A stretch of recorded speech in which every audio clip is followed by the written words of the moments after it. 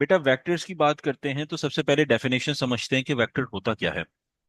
ऐसी क्वांटिटीज जिसके अंदर हमारे पास मैग्नीट्यूड प्लस डायरेक्शन आ जाता है वो क्या कहलाता है हमारे पास? वेक्टर्स कहलाता है। सही है। जैसे लेट से अगर मैं एक जनरल बात करता हूं आपसे, फॉर एग्जांपल डिस्प्लेसमेंट है।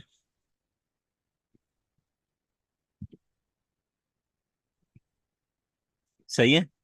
अच्छा, इसी तरीके से अगर मैं आपसे बात करता हूं, लेट से एक्सेलरेशन है, ये मेरे पास है। सही है। अच्छा, अब इन दोनों एग्जांपल्स के अंदर जरा समझना बात को। मैं एक जनरल बात करता हूं, लेट से मेरे पास यहाँ पे एक पॉइंट है। सही है। अच्छा, मैंने आपसे ये कहा a man is moving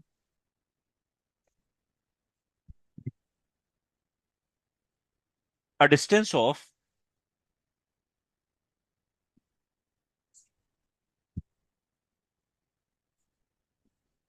5 kilometers from point ए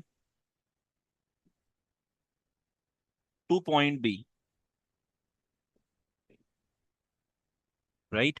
मैंने क्या क्वेश्चन के अंदर कहा? मैंने कुछ भी नहीं दिया, मैंने सिर्फ एक चीज ये कही कि एक बंदा है, उसने अपनी जो है वो वॉकिंग स्टार्ट की। वेदर वो जो है वो वॉक कर रहा है, वो अपनी जो है वो व्हीकल से जा रहा है, किसी चीज से भी जा रहा है, लेकिन उसने एक डिस्टेंस कवर किया 5 किलोमीटर का, और पॉइंट ए से पॉइंट बी तक का। सही है।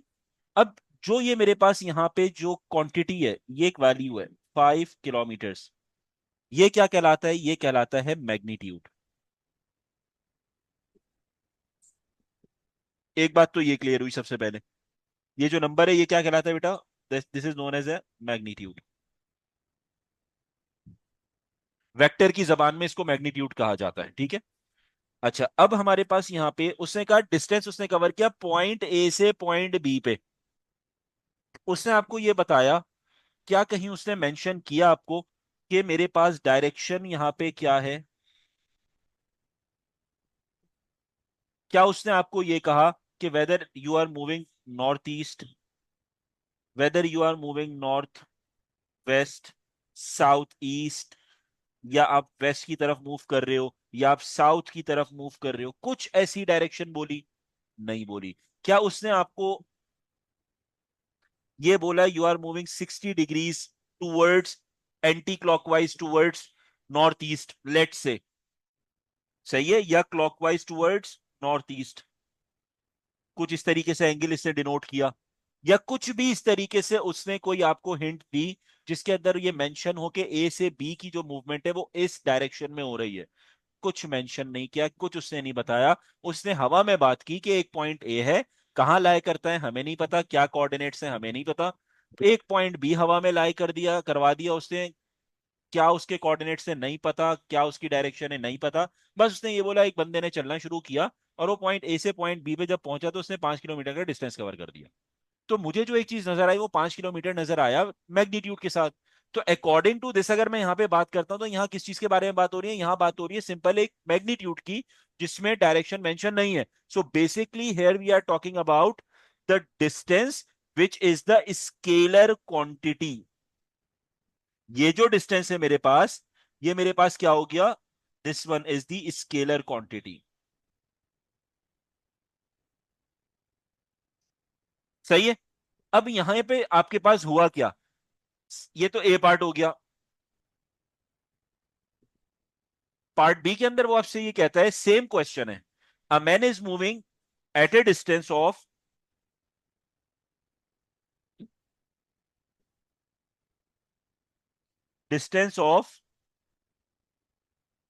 5 kilometers from point A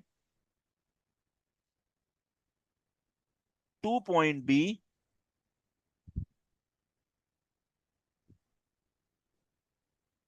in south east direction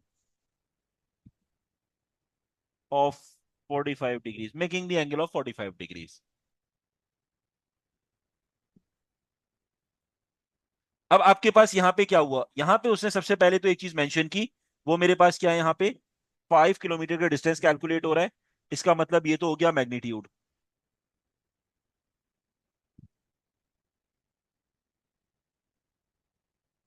साथ में जो है उसने क्या किया, एक चीज बता दी, साउथ ईस्ट की तरफ आपकी डायरेक्शन है, making the angle of 45 degrees. यानी उसने क्लियर कट यहाँ पे आपको क्या दे दिया, डायरेक्शन दे दिया। अब ये सवाल जहां पे मेरे पास जो है वो मैग्नीट्यूड के साथ डायरेक्शन आ जाता है, ये क्वेश्चन किसका बन गया, ये क्वेश्चन जो है अब डिस्टेंस नहीं रहा बल्कि ये बन गया displacement. Because of the direction it become displacement which is your vector quantity. बात समझ आ रही है? सो बेटा सबसे पहले तो हमें आइडेंटिफिकेशन होनी चाहिए कि क्वेश्चन इधर जो है वो मेरे पास किसका है, वेक्टर से रिलेटेड है, स्केलर से रिलेटेड है, ये आपको पता होना चाहिए क्योंकि चैप्टर ही वेक्टर है मेरे पास। सही। तो अब आपने आइडेंटिफाई कर लिया कि कौन से क्वेश्चन होते हैं जिसके अंदर जो मेरी एसआई यूनिट्स हैं, ये जो क्वांटिटीज हैं, उनको देख के मैं आइडेंटिफाई करूंगा कि ये मेरे पास जो है वो स्केलर के बारे में बात हो रही है या वेक्टर से। दूसरा, अगर मैं वेक्टर आइडेंटिफाई कर लेता हूं तो इसमें दो चीजें बहुत इंपॉर्टेंट होती हैं, एक होता है magnitude and the second one is known as direction. दो चीजें मेरे पास अगर होंगी तो ये वेक्टर क्वांटिटी है। अगर सिंगल सिर्फ स्केलर क्वांटिटी के बारे में बात होगी, तो अगर मेरे पास सिर्फ मैग्नीट्यूड के बारे में बात होगी तो इसका मतलब है ये क्या है, स्केलर क्वांटिटी मेरे पास है। एग्जाम्पल्स जो मैंने आपको देके दिखा दी, एक हमारे पास यहाँ पे डिस्प्लेसमेंट है और दूसरी एक्सेलरेशन है। जब भी अगर एक्सेलरेशन की बात की जाती है, इसका क्या मतलब है, लेट से मैं आपसे कहता हूं कि मैंने अपनी कार एक्सेलरेट की in the, let's suppose, towards ramp making the angle of 65 degrees. अब 65 डिग्रीज के जो रैम्प है उसकी तरफ मैंने अपनी गाड़ी जो है वो एक्सेलरेट की, तो मैंने अपनी डायरेक्शन यहाँ डिफाइन की है। अगर मैं सिंपल ये बोलता कि मैं जो है वो एक स्पीड जो है मैंने, let suppose I am moving at a speed of 20 kilometre per hour, या I am moving at a speed of 60 kilometre per hour. अब ये क्योंकि सिर्फ मैंने स्केलर क्वांटिटी डिफाइन कर दी 60 किलोमीटर पर आवर, तो ये स्केलर है, और सिर्फ मैग्नीट्यूड डिफाइन हुआ तो स्केलर क्वांटिटी हो गई, डायरेक्शन नहीं पता। लेकिन अगर ये मैं आपको क्वेश्चन में कहता हूं कि आई am moving my car in the, let's say, in north east direction making the angle of 60 degrees with the 60 kilometre per our speed, या 60 किलोमीटर पर आवर एक्सेलरेशन, तो यहां पे मैंने क्या कर दिया, डायरेक्शन भी मेंशन कर दी, मैग्नीट्यूड भी मेंशन कर दिया, जिसने दो चीजों ने मिलकर मेरे क्वेश्चन को वेक्टर बना दिया। ठीक है बेटा, क्लियर हो गई यहाँ पे बात। अच्छा, अब हमारे पास यहाँ पर क्वेश्चन पे एक छोटे से क्वेश्चन डिस्कस करते हैं जिसके अंदर आपके पास जो है वो, लेट सपोज, मैग्नीट्यूड आपसे पूछा जाता है और आपको कोऑर्डिनेट्स दे दिए जाते हैं, तो आप मैग्नीट्यूड किस तरीके से कैलकुलेट करोगे। अगर आपसे लेट से कहा जाता है, क्योंकि हम यहाँ पे, अच्छा, मोस्टली स्टूडेंट कंफ्यूज होते हैं जरा। वो कंफ्यूज क्या होते हैं कि सर जब आपने ये कह दिया कि एक पॉइंट ये रहा ए और एक पॉइंट है बी, और मैंने डिफाइन कर दिया कि यार ये इस डायरेक्शन में जा रहा है, तो अब अगर मैं यहाँ पे लेट सपोज ए के कोऑर्डिनेट 2,3 लेता हूं और यहाँ पे 4,1 ले लेता हूं कोऑर्डिनेट्स, तो इसके ऊपर मैं डिस्टेंस फॉर्मूला अप्लाई करूंगा तो मेरा तो डिस्टेंस आएगा निकल के, वेक्टर कैसे निकल के आएगा, ये तो बात गलत हो गई। आपने अभी खुद कहा कि मैं ए से बी की तरफ मूव ऑन कर रहा हूं, डायरेक्शन मैंने मेंशन कर दी, अगर मैं ए और बी में कोऑर्डिनेट दे देता हूं तो मैं तो डिस्टेंस कैलकुलेट करूंगा, डिस्प्लेसमेंट तो हो ही नहीं सकता। तो मेरी इस बात को थोड़ा सा ध्यान में रखना और समझना चीज को, जब भी वेक्टर की बात की जाती है, जब भी वेक्टर की बात की जाती है, तो आपके पास कभी भी कोऑर्डिनेट्स नहीं दिए जाएंगे, क्योंकि कोऑर्डिनेट्स जब भी दिए जाते हैं तो वहां डायरेक्शन डिफाइन नहीं हो रही होती, वहां सिंपल डिस्टेंस कैलकुलेट हो रहा होता है बाय यूजिंग द फॉर्मूला। तो सबसे पहली चीज तो ये कि वो आपको यहाँ पे कभी भी कोऑर्डिनेट्स नहीं देगा, वो आपको क्या देगा, वेक्टर देगा, क्योंकि बात वेक्टर की हो रही है, वो वेक्टर आपको देगा। हाँ, अब वो वेक्टर क्या होगा, कैसे लिखते हैं, ये समझते हैं। लेट सपोज पॉइंट ए से पॉइंट बी की तरफ इसने मूवमेंट की, तो अब आप इसे कैसे रीड करोगे, we are talking about A B vector. A B क्यों लिखा, इसे मैंने बी ए क्यों नहीं लिखा, सही है। बी ए नहीं लिखने का मकसद ये है कि स्टार्ट कहां से हो रहा है, बी से, जा कहां रहा है, ए की तरफ। तो अगर स्टार्ट बी से हो रहा है और जा ए की तरफ रहा है, तो ये तो गलत हो गया। हालांकि हो क्या रहा है, ए से स्टार्ट हो रहा है और टूवर्ड्स बी जा रहा है, तो इसीलिए ए से स्टार्ट हुआ और बी की तरफ आपके पास चला गया। तो इसे लिखने का तरीका क्या हो गया, ए बी के ऊपर एरो डालोगे विच शोज द वेक्टर। अब वेक्टर जब भी लिखा जाएगा तो इसके अंदर आपके पास जो है वो लिखने का तरीका होता है 2i + 3j, यानी आपके पास जो है वो कोऑर्डिनेट फॉर्म भी दिया जा सकता है, लेकिन जो अप्रोप्रिएट वे होता है वेक्टर को लिखने का वो या तो मेरे पास आई और जे कंपोनेंट की फॉर्म में होता है, या फिर कॉलम वेक्टर की फॉर्म में भी हो सकता है, जिसके अंदर मैं ये मेंशन कर दूंगा, ये 2 आ गया, ये 3 आ गया, ये कॉलम वेक्टर कहलाता है। अब इसके अंदर यहाँ पे एक बात याद रखना कि ये जो ऊपर वाली टर्म होती है that denotes you the value of X, and जो नीचे वाली है that denotes you the value of Y.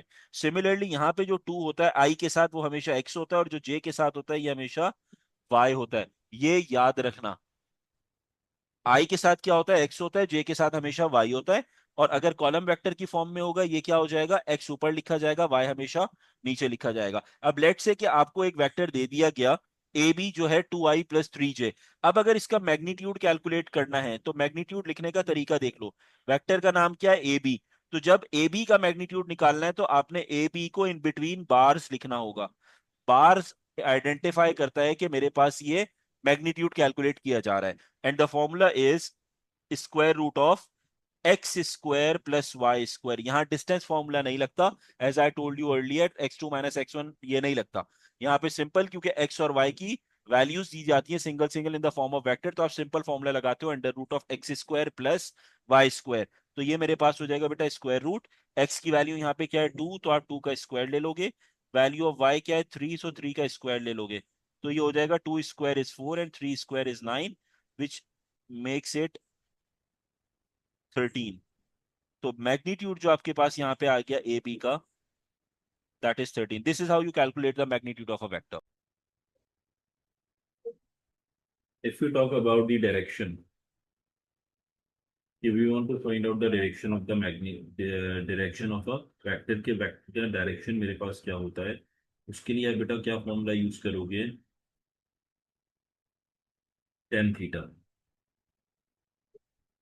आपको ये पता है जिस तरीके से कि अगर एक वेक्टर है मेरे पास, ये मेरे पास वेक्टर है, ठीक है। इस वेक्टर के अंदर अगर हमारे पास जो है इसको मैं ब्रेक डाउन करता हूँ दो कंपोनेंट्स के अंदर, तो एक आपके पास यहाँ पे सर ऐसा होगा। ये किस पे आ गया बेटा हमारे पास यहाँ पर एक्स एक्सिस, और ये आपके पास क्या आ गया वाई एक्सिस पे। ये कहलाता है एक्स और वाई में हमने कंपोनेंट को ब्रेक डाउन कर दिया, ठीक है। ये जो डिफरेंस मेरे पास होता है ये किस चीज को डिफाइन कर रहा है हमारे पास, वाई। एज वी नो कि हमारे पास जो थीटा होता है वो थीटा आपके पास बन रहा है in between x axis and vector, vector और एक्स एक्सिस के बीच में आपके पास जो है वो थीटा बन रहा होता है। और थीटा की रिस्पेक्ट से अगर मैं बात करता हूँ तो सामने वाला क्या होता है बेटा, ऑपोजिट होता है, जिसे हम परपेंडिकुलर भी कहते हैं। और ये आपके पास क्या होता है, एडजेसेंट होता है, राइट।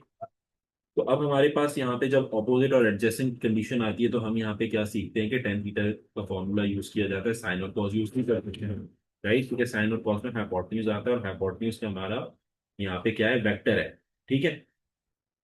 यहाँ पे आपके पास हाइपोटेन्यूज होगा which is basically a vector, सही। और हम वेक्टर को ब्रेक डाउन कर रहे हैं, यानी इस वाले पार्ट को ही दो हिस्सों में ब्रेक डाउन कर रहे हैं, एक्स कंपोनेंट और वाई कंपोनेंट के अंदर ब्रेक डाउन कर रहे हैं, ठीक है। तो इसीलिए हमारे पास जो थीटा है उसकी रिस्पेक्ट से देखूंगा तो सामने वाली साइड अपोजिट हो गई और ये एडजेसेंट हो गया। तो टेन थीटा का फॉर्मूला हम यहाँ पे यूज करेंगे।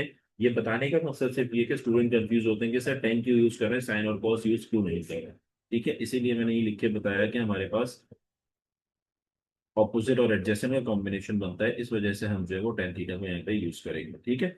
और मुझे थीटा कैलकुलेट करना है, थीटा मुझे डायरेक्शन बताता है कि 53.1 है, 45%, 45 डिग्री, 45 डिग्रीज है। या अगर मेरे पास जो है लेट सपोज 60 डिग्रीज है, या हमारे पास जो है वो 80 डिग्रीज है, जो भी आपके पास थीटा है, तो वो कैलकुलेट करने के लिए हम क्या करेंगे यहाँ पे, tan inverse opposite over adjacent, after angle find out होगा। क्वेश्चन नंबर 1 में बेटा आपसे कहता है you have to find out the magnitude and the direction of the given vectors. Part A, vector P is equals 5i plus 9j, 5i plus 9j। अब इसके अंदर हमने क्या करना है, मैग्नीट्यूड फाइंड आउट करना है। मैग्नीट्यूड फाइंड आउट करने के लिए सबसे पहले मैंने बताया आपको लिखते हैं किस तरीके से, बार्स में लिखते हैं। तो ये हो जाएगा 5 स्क्वायर प्लस 9 स्क्वायर मेरे पास हो जाएगा। तो स्क्वायर रूट में आपके पास क्या आएगा, 5 square which is equals 25 plus 9 square which is equals 81। आपके पास जो फाइनल आंसर आ रहा है दैट्स 106। अच्छा, अब आपके पास अगर क्वेश्चन आता है पेपर 2 के अंदर वो IGCSE, ठीक है, और हमारे पास जो है अगर क्वेश्चन आता है ओ लेवल्स में फॉर पेपर 1 इन पेपर 1, तो आपने जो है यहाँ पे स्क्वायर रूट में ही डेफिनेटली अपने क्वेश्चन को ड्रॉप करोगे। उसका रीजन क्या है कि आपके पास कैलकुलेटर अलाउ नहीं होगा, लेकिन अगर कैलकुलेटर अलाउ होगा तो फिर आपने उसे डेसिमल को कन्वर्ट करना है, राइट। ये मेरे पास क्या हो गया बेटा, मैग्नीट्यूड हो गया। अब आपने नेक्स्ट स्टेप में क्या करना है,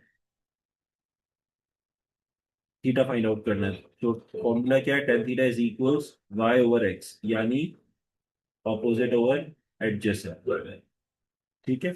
अब हमारे पास यहाँ पे जो y की वैल्यू है, एज वी हैव डिस्कस्ड, कि हमारे पास y जो होता है वो क्या होता है, j के साथ होता है। j वाला जो कोफिशिएंट है वो y होता है, दैट्स 9, और x वाला जो कोफिशिएंट होता है वो i के साथ होता है, सो इट्स 5। तो ये हो जाएगा theta is equals tan inverse 9/5। तो थीटा के जो आपके पास फाइनल आंसर आएगा दैट 60.9 डिग्रीज, ये आपके पास आंसर है। अब आता है सेकंड क्वेश्चन पे। सेकंड क्वेश्चन आपसे कहता है 7 और 11 मेरे पास है। अब ये लिखने का तरीका थोड़ा सा इसका अलग है। तो आपके पास ये जो ऊपर वाला टर्म होता है ये एक्स होता है, और जो नीचे वाली होती है ये हमेशा वाई होती है। कोई अगर गलती से भी ऊपर वाली को वाई लिखेगा और नीचे वाले को एक्स, तो वो हमेशा गलत हो जाएगा, याद रखना है इस बात को, ठीक है। तो वेक्टर एक्स वाई है जिसकी वैल्यू मेरे पास क्या है, 7 और 11। तो X Y equals column vector 7 and 11। अब आप यहाँ पे एक्स वाई का जो है वो क्या करोगे, मैग्नीट्यूड कैलकुलेट करोगे। तो मैग्नीट्यूड के लिए formula X square plus Y square, यानी 7 स्क्वायर प्लस 11 स्क्वायर आपके पास हो जाएगा। 7 स्क्वायर क्या होता है बेटा 49, और 11 स्क्वायर क्या होता है 121। तो ये हो जाएगा आपके पास 49 plus 121 which will give you answer square root of 170, ठीक है। ये आपके पास आ गया एक्स वाई का मैग्नीट्यूड। अब हमने क्या करना है, डायरेक्शन फाइंड आउट करनी है। So tan theta equals Y over X. Y की वैल्यू यहाँ पे पास क्या है 11, और एक्स की वैल्यू क्या है 7 है। Theta is equals tan inverse, theta equals tan inverse of 11/7। तो थीटा का जो आंसर है वो आपके पास क्या हो जाएगा बेटा 57.5। ये आपके पास थीटा का आंसर हो गया। अब आपके पास आते हैं थर्ड क्वेश्चन पे। पार्ट सी में आपसे क्या कहता है, -2,4 हमारे पास है।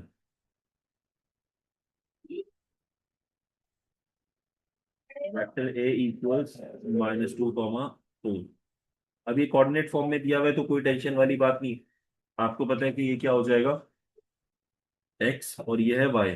तो फॉर्मूला आपके पास क्या होता है मैग्नीट्यूड कैलकुलेट करने के लिए, इस X square plus Y square -2 whole square plus 4 square. तो आंसर हो जाएगा बेटा -2 square will give you +4 and 4 square will give you 16। तो फाइनल आंसर आपके पास आ गया √20, that is the magnitude of a vector. उसके बाद अब क्या कैलकुलेट करना है, angle. So it's tan theta equals y over x which means 4/-2, 4/-2।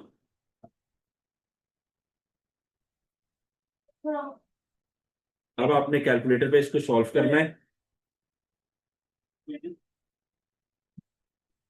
So theta tan inverse 4 divided by -2 which is equals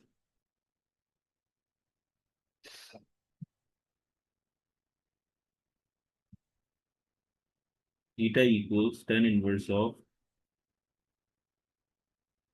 4/-2 which is equals -63.434 degrees।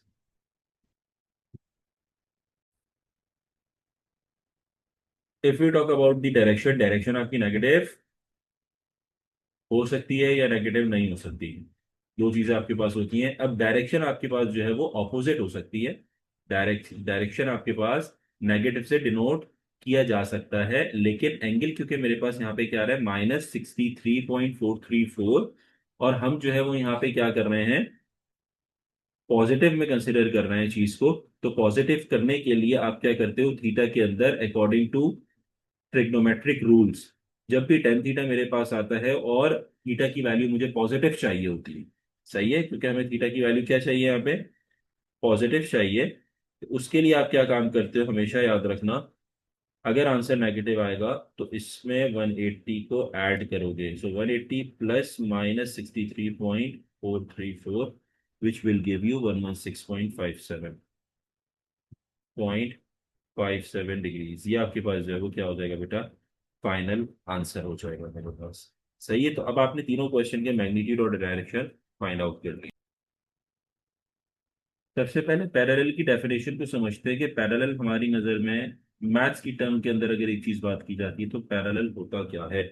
अगर मैं ये कहता हूं कि लेट सपोज दो लाइंस पैरेलल है, रैंडम दो लाइंस हैं और दो लाइंस आपस में क्या है, if the two lines are parallel, are parallel, तो इसको कैसे दिखाया जाता है, इसको शो किया जाता है, दो लाइंस हैं अगर पैरेलल होती हैं तो हम क्या करते हैं, सिंपल एरोस मार्क डाउन कर देते हैं लाइक दिस, सेम डायरेक्शन में एरो मार्क डाउन करते हैं, जो ये बताता है कि आपके पास यहाँ पे जो है वो, आपके पास ये लाइंस क्या है, पैरेलल है। ठीक है। अच्छा, अब अगर मैं आपसे ये कहता हूं कि ग्रेडियंट के बारे में बात करता हूं कि ग्रेडियंट का क्या इफेक्ट पड़ता है, जो हमने कोऑर्डिनेट ज्योमेट्री में सीखा था कि अगर मेरे पास टू लाइंस पैरेलल हैं तो आपके पास ग्रेडियंट क्या होगा, तो हमने ये सीखा था if the two lines are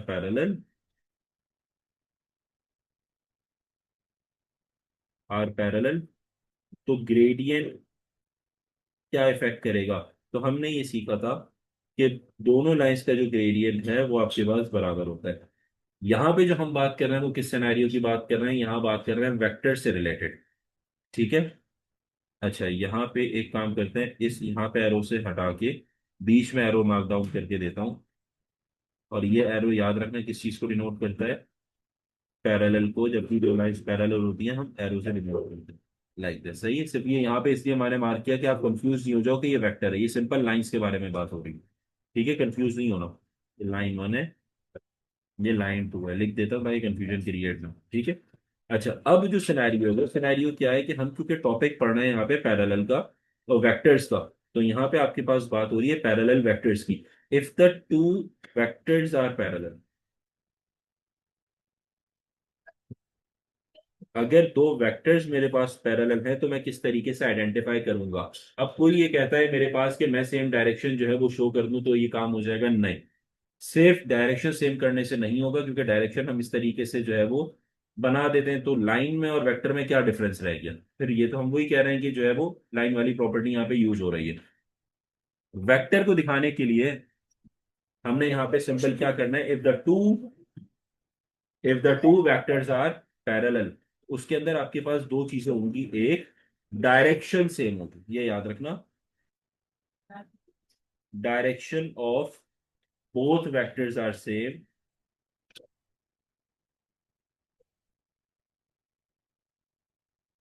but magnitude are different, magnitude एक दूसरे से डिफरेंट होगा, and magnitude depends on scalar quantity, magnitude of first vector depends on the scalar quantity of other one, yes second vector।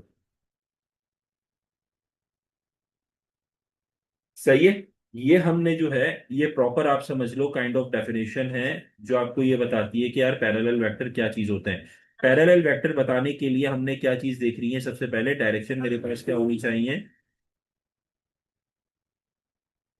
Same होनी चाहिए direction, magnitude different होना चाहिए। दूसरी चीज कि हमारे पास अगर मैग्नीट्यूड ऑफ फर्स्ट वेक्टर है या कोई भी एक वेक्टर का मैग्नीट्यूड है, वो दूसरे वेक्टर के मैग्नीट्यूड के अंदर उसमें कहीं ना कहीं स्केलर क्वांटिटी इन्वॉल्व होगा। स्केलर क्वांटिटी क्या चीज होती है? स्केलर क्वांटिटी आपके पास ऐसे डिफाइन करता है कि एक वेक्टर दूसरे वेक्टर का जो मैग्नीट्यूड है उसके बीच में रिलेशन डिफाइन कर रहा होता है। ठीक है। अब कोई ये कहता है what is the scalar quantity, what is meant by the scalar quantity in vector. Scalar quantity के बारे में जो मैं बता रहा हूं, scalar quantity defines relation, defines relation between the magnitude of vectors। ये डिफाइन कर रहा होता है। सही है। अब इसको समझते कैसे हैं? लेट सपोज मैंने आपसे ये कहा मेरे पास दो वेक्टर्स हैं। एक वेक्टर बेटा ये वेक्टर आपके पास हो गया, दूसरा वेक्टर ये रहा। ये दो वेक्टर्स हैं। अच्छा, वेक्टर को हम डिनोट करते हैं, एरो ऊपर की तरफ आता है लाइक दिस। सही है। जब हम नॉर्मल वेक्टर लिख रहे होते हैं। सही। तो अब इसके अंदर देखो डायरेक्शन क्या है, दोनों में सेम है। सही है। और लेकिन मैग्नीट्यूड में मेरे पास यहाँ पे क्या है? डिफरेंस है। अब फॉर एग्जांपल मैं ये कहता हूं ये वेक्टर ए है और ये वेक्टर बी है। वेक्टर ए की जो वैल्यू है ये आपके पास है मैग्नीट्यूड है, ये आपके पास क्या है? 2 है। और वेक्टर बी का जो मैग्नीट्यूड है ये आपके पास क्या है? 6 है। अब ये जो दोनों वेक्टर्स है मेरे पास, ये दोनों जो वेक्टर के मैग्नीट्यूड्स हैं ये आपस में रिलेशन में किस तरीके से?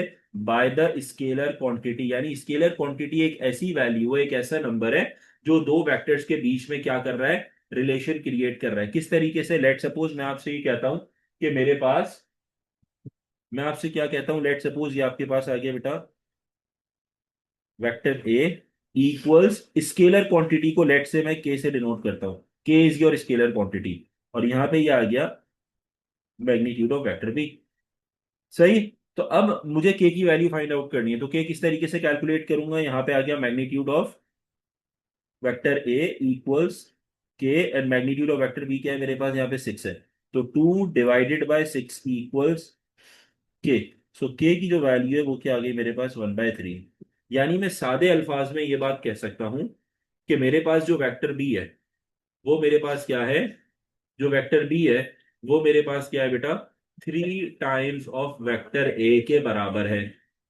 या वेक्टर ए जो है वो 1/3 ऑफ वेक्टर बी के बराबर है, मैग्नीट्यूड ऑफ वेक्टर बी के बराबर है। सही। दोनों तरीके से क्वेश्चन पढ़ा जा सकता है। क्या है कि लेट सपोज मैं कह रहा हूं अगर यहाँ पे 6 है और यहाँ पे 2 है, तो इसका मतलब ये है कि अगर मैं यहाँ पे, ये मेरे पास 2 है ये 6 है, अगर मैं इसको 3 से मल्टीप्लाई करूंगा then I will get 6 is equal to 6। Correct. तब आएगा मेरे पास। सही है।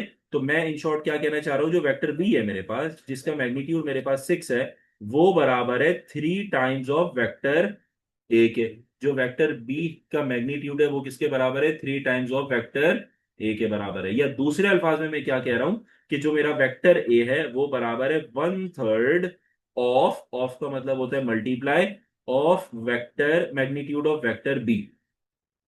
Again magnitude of vector A is equals to scalar quantity यानी 1/3 ऑफ का मतलब multiply of the magnitude of vector B. इस तरीके से हम क्वेश्चन को पढ़ते हैं और के की वैल्यू हम जो है वो कैलकुलेट कर रहे होते हैं। तो this K is basically a scalar quantity which creates a relation between both the magnitude of the vectors. Let say अब क्वेश्चन थोड़ा सा ट्विस्ट होकर आपके पास आता है, वो मैग्नीट्यूड के बजाय वो वेक्टर आपको एक दे देता है। सही है। फॉर एग्जाम्पल उसने एक वेक्टर ए दे दिया और उस वेक्टर की वैल्यू दे दी 2i-j। ठीक है। सेकंड वेक्टर वो आपको दे देता है। सही है। मैं तो यहाँ बना के दिखा रहा हूं आपको। ठीक है। वो बना के नहीं देगा, मेरे अल्फाज याद रखना, वो आपको in the form of word problems देगा। सही है। और वो ये कह देता है you have to find out vector B. ठीक है। अब ये मैंने आपको बना के दे दिया, क्वेश्चन किस तरीके से आएगा वो मैं नीचे लिख के दिखाता हूँ आपको। वो कहता है if vector A is equals 2i-j, what will be vector b if the value of k, या स्केलर क्वांटिटी दोनों यूज कर सकते हैं। ठीक है। if k is equals 3। अब क्वेश्चन के अंदर उसने क्या कहा कि उसने आपको क्या चीज दे दी है, वेक्टर ए दे दिया। वेक्टर बी फाइंड आउट करने के लिए कह रहा है if the value of scalar quantity is 3 over here. सही है, और साथ में कंडीशन देगा if both vectors are parallel. ठीक है, ये उसने कंफर्म किया है कि दोनों वेक्टर जो है वो पैरेलल हैं। अगर वो ये वाला सिनेरियो आपको नहीं देता, ये वाला सिनेरियो नहीं देता, तो अब आप ये वाली कंडीशन पैरेलल की यूज नहीं कर सकते थे। What's the reason behind? अगर वो ए दे देता है आपको, सही है, ए वेक्टर और के की वैल्यू दे देता है, सही है, लेकिन कंडीशन मेंशन नहीं करता कि both the vectors are parallel, क्योंकि डायग्राम तो वो देगा नहीं, और वो मेंशन नहीं कर रहा कि both the vectors are parallel, तो आपको कैसे पता चलेगा कौन सी वाली टेक्निक यहाँ पे यूज हो रही है? एडिशन है, सब्ट्रैक्शन है, क्या चीज है? एडिशन ऑफ वेक्टर्स यूज कर रहे हैं हम, या हम जो है वो कोई रेशो मेथड यूज कर रहे हैं, या हम क्या कौन सी टेक्निक यूज कर रहे हैं, मुझे कैसे पता चलेगा? तो दिस कंडीशन इज मस्ट। ये जो कंडीशन है, ये बहुत इंपॉर्टेंट कंडीशन है जो आपको डिफाइन करती है कि आपने काम क्या करना है।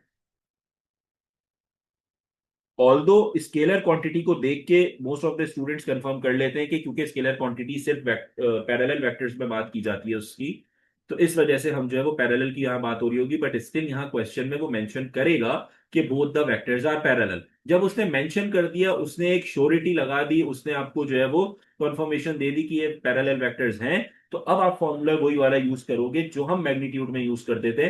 बस फर्क ये होगा कि मैग्नीट्यूड ऑफ वेक्टर्स के अंदर हम दोनों जगहों पे वेक्टर्स का मैग्नीट्यूड यूज करते थे, यहां पे आप क्या करोगे, दोनों जगहों पे वेक्टर्स यूज करोगे। ठीक है, तो यहां पे हम क्या यूज कर लेंगे, A is equals K times of B, that's it. Now this time we are having both the vectors. अब यहां मैग्नीट्यूड के बारे में बात नहीं हुई, वेक्टर ए। अच्छा, अब मुझे फाइंड आउट क्या करना है, क्वेश्चन को मैं थोड़ा सा क्या करूंगा, अपने हिसाब से चेंज करूंगा। द रीजन बिहाइंड, ये तो जनरल कंडीशन मैंने लिख के बताई, ए इज इक्वल्स के बी, लेकिन जो मैंने फाइंड आउट करना होता है उसे कोशिश किया करो हमेशा सब्जेक्ट बनाओ। तो मैं यहां पे क्या कर रहा हूं, बी को सब्जेक्ट बना रहा हूं, और उसके बाद फिर मैं लिख रहा हूं स्केलर क्वांटिटी ऑफ के, और फिर वो ए से क्या हो रहा है, मल्टीप्लाई हो रहा है, लाइक दिस। अब ये मेरे पास हो गया। अब ये इस तरह मैंने क्यों लिखा, क्योंकि आपके पास जो सिंप्लीफिकेशन है वो आपके लिए क्या हो जाएगी, यहाँ पे आसान हो जाएगी, राइट? तो मैं क्या करूंगा, सिंपल यहाँ पे वेक्टर बी इज इक्वल्स, के की वैल्यू मेरे पास क्या है, 3 है, और वेक्टर ए क्या है, 2i माइनस जे मेरे पास है। तो वेक्टर बी की जो वैल्यू आ जाएगी वो क्या आएगी बेटा, 6i माइनस 3j। ये आपके पास वेक्टर बी फाइंड हो गया। अब क्वेश्चन के अंदर अगर वो फर्दर क्वेश्चन को थोड़ा सा और चेंज करता है, और पार्ट बी में आपसे ये कहता है you have to find out vector B. यहाँ पे वो क्वेश्चन में थोड़ा सा पार्ट बी देता है, और आपसे ये कहता है you have to find out the magnitude of vector B. अब क्योंकि आपने वेक्टर बी कैलकुलेट कर लिया है, तो मैग्नीट्यूड निकालना बहुत आसान हो जाएगा। अगेन फॉर्मूला यूज करोगे, that's of X square plus Y square. तो ये मेरे पास क्या हो जाएगा, 6 स्क्वायर प्लस माइनस 3 का स्क्वायर, तो 6 square will give you 36 plus 3 square is 9, तो ये आंसर आ जाएगा बेटा 45। ये आपके पास मैग्नीट्यूड ऑफ बी कैलकुलेट हो गया। अच्छा, अब आपने यहाँ पे काम क्या करना है, थोड़ा सा समझो क्वेश्चन को। क्वेश्चन के अंदर वो आपसे ये कहता है you have to find out the magnitude of B, ये फाइंड आउट करना है if A is given, K is given, and in the question it's mention both the vectors are parallel. तो यहाँ पैरेलल की कंडीशन लगेगी, पहली बात तो ये क्लियर हो गई। दूसरी चीज मेरे पास क्या है, यहाँ पर कह रहे हैं and B is smaller than A. यहाँ उसने बहुत इंपॉर्टेंट चीज मेंशन की कि मेरे पास जो बी है, बी वो छोटा है ए से। तो अब आपको डिसाइड थोड़ा सा देखते हुए करना है कि मेरा सब्जेक्ट क्या बनेगा। क्यों? क्योंकि यहाँ पे अगर मेरे पास वेक्टर बी स्मॉलर है, सही है, तो इसका मतलब है ए की जो वैल्यू आई आई है मेरे पास, समझो थोड़ा सा कि यहाँ पे अब ए मेरे पास लेफ्ट साइड पे आएगा, के आएगा, और फिर बी आएगा। और उसका रीजन क्या है? रीजन ये है कि अगर मेरे पास यहाँ पे 3i+2j है, तो नीचे के जो है जो स्केलर क्वांटिटी वो आके डिवाइड होगी, जिस वजह से बी का आंसर मेरा छोटा आएगा। अगर मैं बी को सब्जेक्ट बनाता, लेट सपोज आप ये कहते हो, अगर मैं फॉर एग्जांपल बी को सब्जेक्ट बनाता और यहाँ ए लिखता, तो के जब ए से मल्टीप्लाई होता तो ये और मेरे पास क्या करता, बी की वैल्यू को बड़ा कर देता।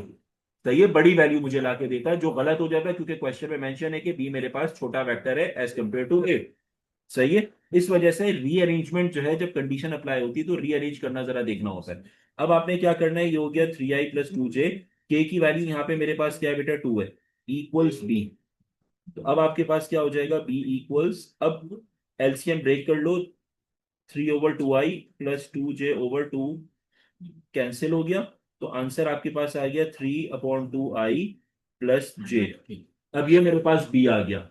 अब आपने क्या करना है, मैग्नीट्यूड ऑफ बी कैलकुलेट करना है।